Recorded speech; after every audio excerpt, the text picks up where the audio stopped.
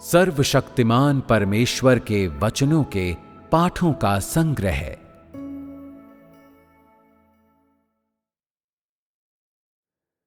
देह धारण का रहस्य 2।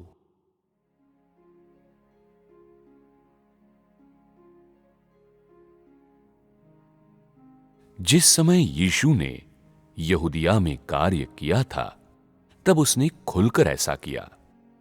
परंतु अब मैं तुम लोगों के बीच गुप्त रूप से काम करता और बोलता हूं। अविश्वासी लोग इस बात से पूरी तरह से अनजान हैं। तुम लोगों के बीच मेरा कार्य बाहर के लोगों के लिए बंद है।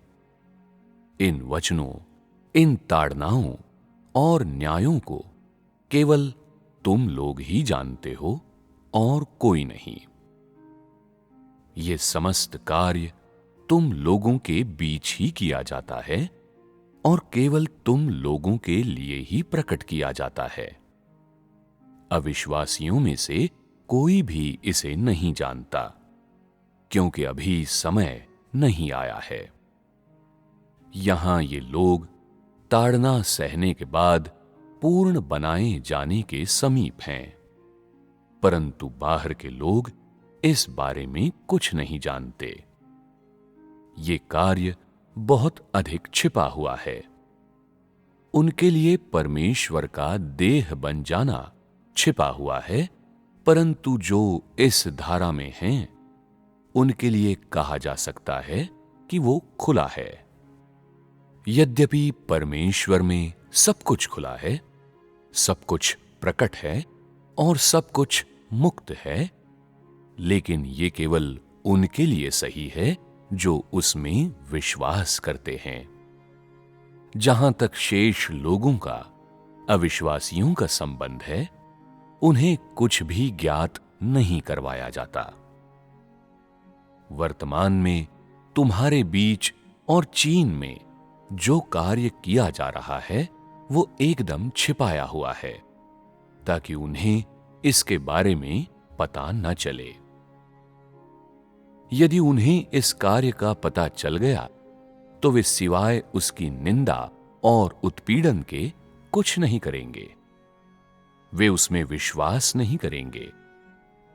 बड़े लाल अजगर के देश में, इस सबसे अधिक पिछड़े इलाके में कार्य करना कोई आसान बात नहीं है।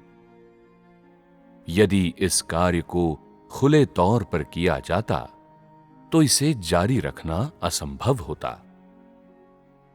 कार्य का यह चरण इस स्थान में किया ही नहीं जा सकता। यदि इस कार्य को खुले तौर पर किया जाता, तो वे इसे कैसे आगे बढ़ने दे सकते थे? क्या ये कार्य को और अधिक जोखिम में नहीं डाल देता?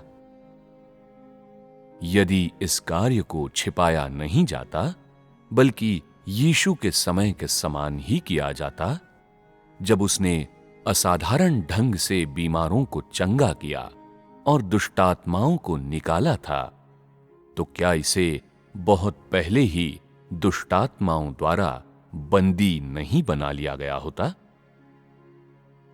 क्या वे परमेश्वर के अस्तित्व को बर्दाश्त कर पाते?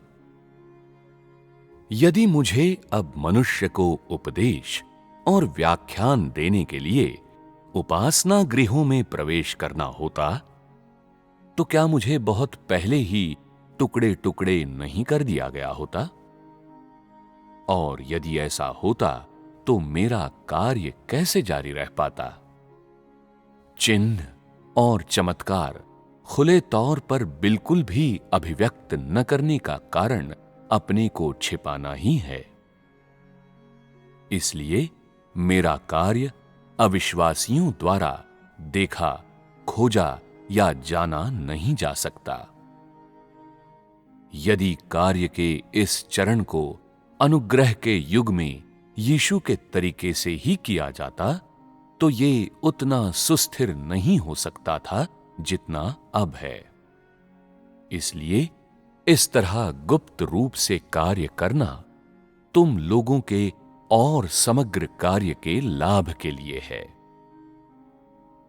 जब पृथ्वी पर परमेश्वर का कार्य समाप्त हो जाएगा, अर्थात जब ये गुप्त कार्य पूरा हो जाएगा, तब कार्य का ये चरण एक झटके से प्रकट हो जाएगा।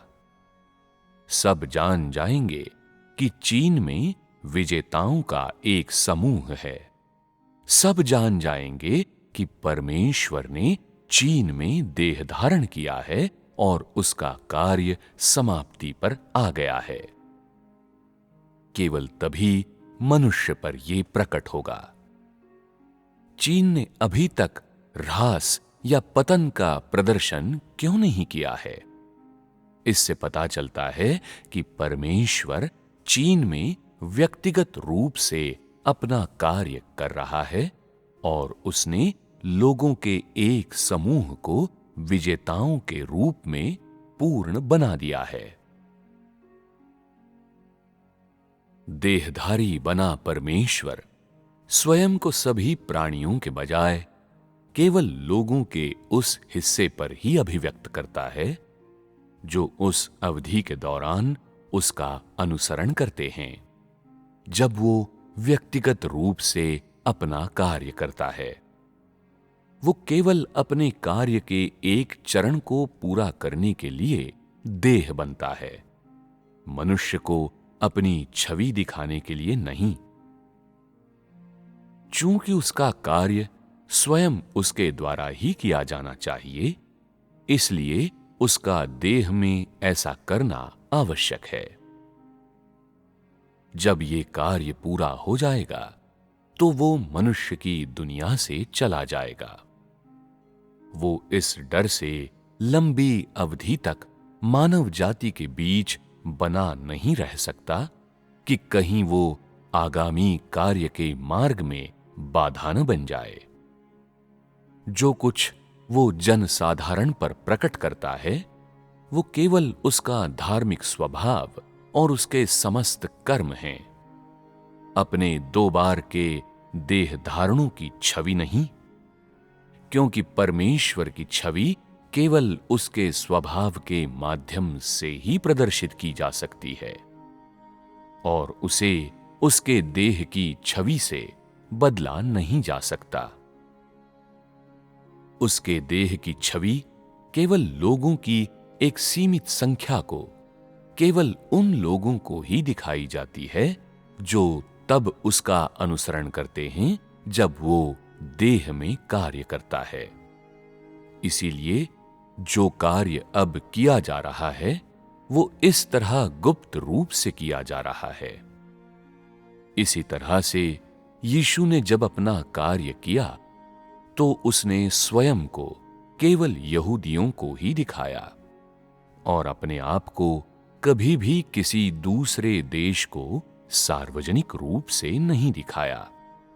इस प्रकार जब एक बार उसने अपना काम समाप्त कर लिया, तो वो तुरंत ही मनुष्यों के बीच से चला गया और रुका नहीं। उसके बाद वो मनुष्य की उस छवि में नहीं रहा जिसने स्वयं को मनुष्य को दर्शाया था, बल्कि वो पवित्र आत्मा था जिसने सीधे तौर पर कार्य किया। एक बार जब देहधारी बने परमेश्वर का कार्य पूरी तरह से समाप्त हो जाता है, तो वो नश्वर संसार से चला जाता है और फिर कभी उस तरह का कार्य नहीं करता जो उसने तब किया था जब वो देह में था। इसके बाद का समस्त कार्य पवित्र आत्मा द्वारा सीधे तौर पर किया जाता है। इस अवधि के दौरान मनुष्य मुश्किल से ही उसके हाड़ मांस के शरीर की छवि को देखने में समर्थ होता है। वो स्वयं को मनुष्य पर बिल्कुल भी प्रकट नहीं करता, बल्कि हमेशा छिपा रहता है। देहधारी बने परमेश्वर के कार्य के लिए समय सीमित होता है। वो एक विशेष युग, अवधि, देश और विशेष लोगों के बीच किया जाता है। वो कार्य केवल परमेश्वर के देह धारण की अवधि के दौरान के कार्य का प्रतिनिधित्व करता है और वो विशेषकर उस युग का होता है। वो एक युग विशेष में परमेश्वर के आत्मा के कार्य का प्रतिनिधित्व करता है, उसके कार्य की संपूर्णता का नहीं। इसलिए देहधारी बने परमेश्वर की छवि सभी लोगों को नहीं दिखाई जाती। जन साधारण को जो दिखाया जाता है वो परमेश्वर की धार्मिकता और अपनी संपूर्णता में उसका स्वभाव होता है, न कि उसकी उस समय की छवि जब वो 2 बार देह बना। ये न तो एकल छवि है जो मनुष्य को दिखाई जाती है और न ही 2 छवियां संयुक्त हैं।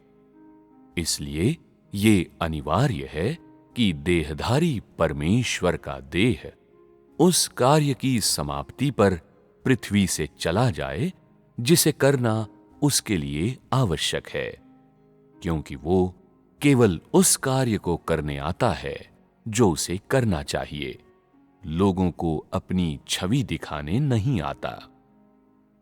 यद्यपि देह धारण का अर्थ परमेश्वर द्वारा पहले ही 2 बार देह धारण करके पूरा किया जा चुका है, फिर भी वो किसी ऐसे देश पर अपने आप को खुलकर प्रकट नहीं करेगा जिसने उसे पहले कभी नहीं देखा है। यीशु फिर कभी स्वयं को धार्मिकता के सूर्य के रूप में यहूदियों को नहीं दिखाएगा, न ही वो जैतून के पहाड़ पर चढ़ेगा और सभी लोगों को दिखाई देगा। वो जो यहूदियों ने देखा है वो यहूदिया में अपने समय के दौरान की यीशु की तस्वीर है। ऐसा इसलिए है क्योंकि अपने देह धारण में यीशु का कार्य 2000 वर्ष पहले समाप्त हो गया। वो यहूदी की छवि में वापस यहूदिया नहीं आएगा। एक यहूदी की छवि में अपने आप को किसी भी अन्य जाति राष्ट्र को तो बिल्कुल भी नहीं दिखाएगा, क्योंकि यीशु के देहधारी होने की छवि केवल एक यहूदी की छवि है, मनुष्य के उस पुत्र की छवि नहीं है जिसे यूहन्ना ने देखा था। यद्यपि यीशु ने अपने अनुयायियों से वादा किया था कि वो फिर आएगा, फिर भी वो अन्य जाति राष्ट्रों में स्वयं को मात्र यहूदी की छवि में नहीं दिखाएगा। तुम लोगों को ये जानना चाहिए कि परमेश्वर के देह बनने का कार्य एक युग का सूत्रपात करना है। ये कार्य कुछ वर्षों तक सीमित है और वो परमेश्वर के आत्मा का समस्त कार्य पूरा नहीं कर सकता। इसी तरह से एक यहूदी के रूप में यीशु की छवि केवल परमेश्वर की उस छवि का प्रतिनिधित्व कर सकती है जब उसने यहूदिया में कार्य किया था, और वो केवल सलीब पर चढ़ने का कार्य ही कर सकता था। उस अवधि के दौरान जब यीशु देह में था, वो युग का अंत करने या मानव जाति को नष्ट करने का कार्य नहीं कर सकता था। इसलिए जब उसे सलीब पर चढ़ा दिया गया और उसने अपना कार्य समाप्त कर लिया, तब वो ऊंचे पर चढ़ गया और उसने हमेशा के लिए स्वयं को मनुष्य से छिपा लिया। तब से अन्य जाति देशों के वे वफादार विश्वासी प्रभु यीशु की अभिव्यक्ति को देखने में असमर्थ हो गए। वे केवल उसके चित्र को देखने में ही समर्थ रहे जिसे उन्होंने दीवार पर चिपकाया था। यह तस्वीर सिर्फ मनुष्य द्वारा बनाई गई तस्वीर है, न कि वो छवि जो स्वयं परमेश्वर ने मनुष्य को दिखाई थी। परमेश्वर अपने आप को खुलकर अपने 2 बार देह बनने की छवि में जन साधारण को नहीं दिखाएगा, जो कार्य वो मनुष्यों के बीच करता है वो इसलिए करता है ताकि वे उसके स्वभाव को समझ सकें। ये सब मनुष्य को भिन्न भिन्न युगों के कार्य के माध्यम से दिखाया जाता है। ये उस स्वभाव के माध्यम से जो उसने ज्ञात करवाया है और उस कार्य के माध्यम से जो उसने किया है संपन्न किया जाता है, यीशु की अभिव्यक्ति के माध्यम से नहीं। अर्थात मनुष्य को परमेश्वर की छवि देहधारी छवि के माध्यम से नहीं, बल्कि देहधारी परमेश्वर के द्वारा, जिसके पास छवि और आकार दोनों हैं, किए गए कार्य के माध्यम से ज्ञात करवाई जाती है और उसके कार्य के माध्यम से उसकी छवि दिखाई जाती है और उसका स्वभाव ज्ञात करवाया जाता है। यही उस कार्य का अर्थ है जिसे वो देह में करना चाहता है। एक बार जब परमेश्वर के दो देहधारणों का कार्य समाप्त हो जाएगा तो वो जन साधारण को अपना स्वरूप देखने की अनुमति देते हुए समस्त अन्य जाति देशों में अपना धार्मिक स्वभाव दिखाना शुरू करेगा। वो अपने स्वभाव को अभिव्यक्त करेगा और इसके माध्यम से विभिन्न श्रेणियों के मनुष्यों का अंत स्पष्ट करेगा और इस प्रकार पुराने युग को पूरी तरह से समाप्त कर देगा। देह में उसका कार्य बड़ी सीमा तक विस्तारित नहीं होता, जिसका कारण यह है कि देह में उसके कार्य की हदें और सीमाएं हैं। वो एक साधारण और सामान्य देह में केवल एक अल्पावधि का कार्य करता है। वो इस धारित देह का उपयोग शाश्वतता का कार्य करने या अन्य जाति देशों के लोगों को दिखाई देने का कार्य करने के लिए नहीं करता।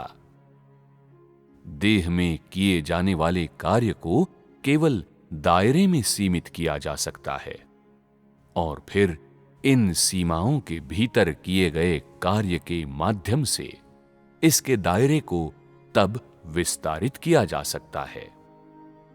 बेशक विस्तार का कार्य सीधे तौर पर पवित्र आत्मा द्वारा किया जाता है और तब वो उसके द्वारा धारित देह का कार्य नहीं होगा। चूंकि देह में कार्य की सीमाएं हैं और वो विश्व के समस्त कोनों तक नहीं फैलता, इसलिए वो इसे पूरा नहीं कर सकता। देह में कार्य के माध्यम से उसका आत्मा उस कार्य को करता है जो उसके बाद आता है। इसलिए देह में किया गया कार्य शुरुआती प्रकृति का होता है, जिसे कुछ निश्चित सीमाओं के भीतर किया जाता है। इसके बाद उसका आत्मा उस कार्य को आगे बढ़ाता है और इतना ही नहीं, ऐसा वो एक बढ़े हुए दायरे में करता है। परमेश्वर इस पृथ्वी पर जिस कार्य को करने के लिए आता है वो केवल युग की अगुवाई करना, नए युग का आरंभ करना और पुराने युग को समाप्त करना है। वो पृथ्वी पर मनुष्य का जीवन जीने, स्वयं मानव जगत के जीवन के सुख दुख का अनुभव करने या किसी व्यक्ति विशेष को अपने हाथ से पूर्ण बनाने या किसी व्यक्ति विशेष को व्यक्तिगत रूप से बढ़ते हुए देखने के लिए नहीं आया है। ये उसका कार्य नहीं है। उसका कार्य केवल एक नए युग का आरंभ करना और पुराने युग को समाप्त करना है। अर्थात वो व्यक्तिगत रूप से एक युग का आरंभ करेगा, व्यक्तिगत रूप से दूसरे युग का अंत करेगा और व्यक्तिगत रूप से अपना कार्य करके शैतान को पराजित करेगा। हर बार जब वो व्यक्तिगत रूप से अपना कार्य करता है तो ये ऐसा होता है मानो वो युद्ध के मैदान में कदम रख रहा हो। सबसे पहले वो विश्व को जीतता है और देह में रहते हुए शैतान पर विजय प्राप्त करता है। वो सारी महिमा का मालिक हो जाता है और 2000 वर्षों के कार्य की समग्रता पर से पर्दा उठाता है और उसे ऐसा बना देता है कि पृथ्वी के सभी मनुष्यों के पास चलने के लिए एक सही मार्ग और जीने के लिए एक शांतिपूर्ण और आनंदमय जीवन हो। किंतु परमेश्वर लंबे समय तक मनुष्य के साथ पृथ्वी पर नहीं रह सकता, क्योंकि परमेश्वर तो परमेश्वर है और अंततः मनुष्य के समान नहीं है। वो एक सामान्य मनुष्य का जीवन काल नहीं जी सकता, अर्थात वो पृथ्वी पर एक ऐसे मनुष्य के रूप में नहीं रह सकता जो साधारण के अलावा कुछ नहीं है, क्योंकि उसके पास अपने मानव जीवन को बनाए रखने के लिए एक सामान्य मनुष्य की सामान्य मनुष्यता का केवल एक अल्पतम अंश ही है। दूसरे शब्दों में, परमेश्वर पृथ्वी पर कैसे एक परिवार शुरू कर सकता है, कैसे आजीविका अपना सकता है और कैसे बच्चों की परवरिश कर सकता है, क्या ये उसके लिए अपमानजनक नहीं होगा? वो सिर्फ सामान्य तरीके से कार्य करने के उद्देश्य से सामान्य मानवता से संपन्न है, न कि एक सामान्य मनुष्य के समान अपना परिवार और आजीविका रखने में समर्थ होने के लिए। उसकी सामान्य समझ, सामान्य मन और उसके देह के सामान्य भोजन और वस्त्र ये प्रमाणित करने के लिए पर्याप्त हैं कि उसमें एक सामान्य मानवता है। ये साबित करने के लिए कि वो सामान्य मानवता से सुसज्जित है, उसे परिवार या आजीविका रखने की कोई आवश्यकता नहीं है। ये पूरी तरह से अनावश्यक होगा। परमेश्वर का पृथ्वी पर आना वचन का देह बनना है।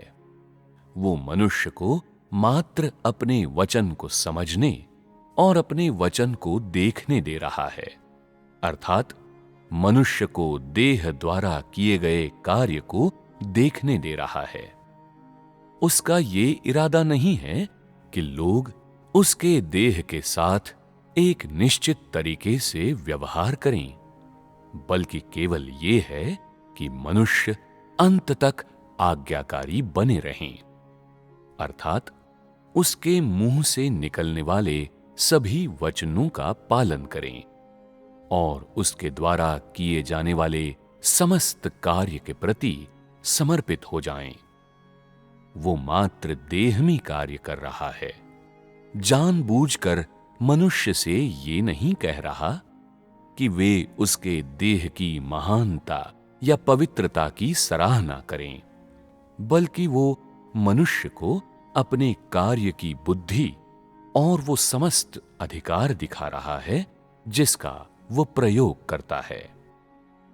इसलिए भले ही उसके पास उत्कृष्ट मानवता है, फिर भी वो कोई घोषणा नहीं करता और केवल उस कार्य पर ध्यान केंद्रित करता है जो उसे करना चाहिए।